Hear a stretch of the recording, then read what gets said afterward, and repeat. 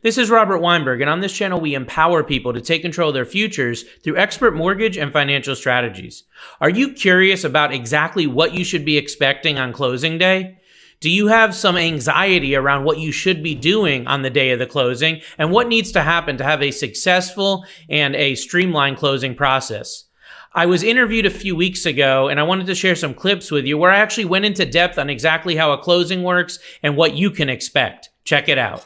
What is entailed in the closing process? First step of the closing process is getting the clear to close, scheduling the closing. So you'll figure out the date and the time and the location of where you're going to go for your closing. If you're refinancing, they might be coming to your house. An attorney will come and do the paperwork at your house. If you're buying a home, you'll probably go to like an attorney's office or a real estate office. So that's the first step. Next would be there's some tabulations that are going to happen. How much are we collecting for the escrow account? How much are the closing costs?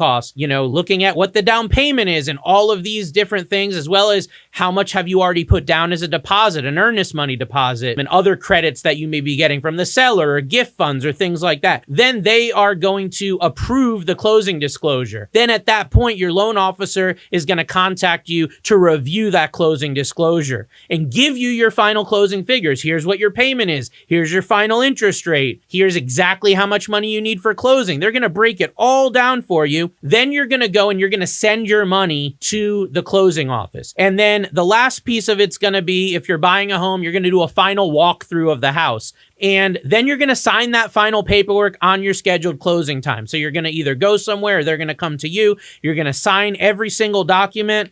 Depending on the type of closing, it may be hundreds of pages. If it's a hybrid or an express closing, it might be 30 or 40 pages.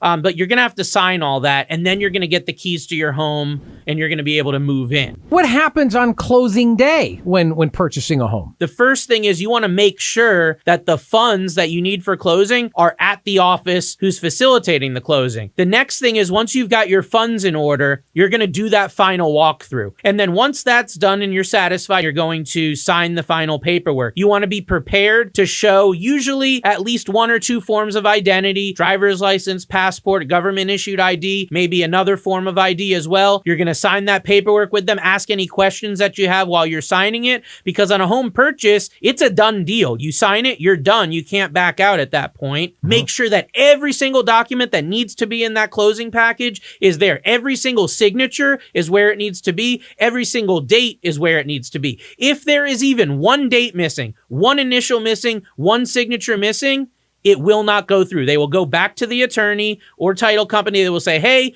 we need this, we need that before we can authorize you to fund this loan. They're also going to send into them your proof of funds. They're going to need to show where that money came from, what bank account, what's the name of the bank, what's the account number it came from. And the funding department's going to match that up with the funds that you verified for the underwriter. So if you verified a TD bank account with a last four digits of 1234, and you give them a Bank of America account with different bank, different account number, it's going to cause problems. What about the term cleared to close? I'm sure you've heard this. What is that? What exactly does that mean? So it's a really common expression used in any type of mortgage lending, and it's a huge breath of fresh air. It's a weight off the shoulders, because cleared to close means, the way it sounds, it means you are cleared. You are ready. You are good to go. You are ready to close. So the technical term for it, or the technical analysis of what cleared to close means, is that there's these things on a mortgage called prior to document conditions, which means that before they'll release your closing documents, prior to those documents being released to the closing office, there's all these stipulations, all these things that have to be handled, whether it be documents or information or questions that have to be answered. Once you get the cleared to close, it means that all of those prior to document conditions have been satisfied. So then they can go ahead and issue those closing documents out.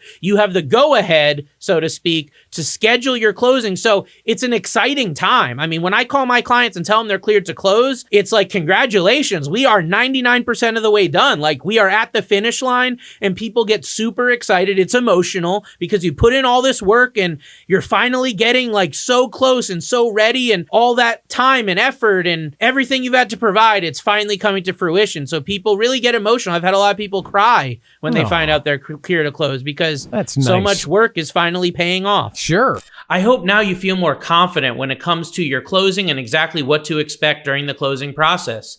If you found value in today's video, go ahead and click subscribe. Also hit the bell so you get notified on all of our future content. If I can be of assistance to you or anyone that you know, I am licensed in Connecticut, Massachusetts, and Florida. You can reach out to my office directly via call or text at 860-413-3938, or go ahead and shoot us a private or direct message. Again, hope that helps, and we'll talk to you soon.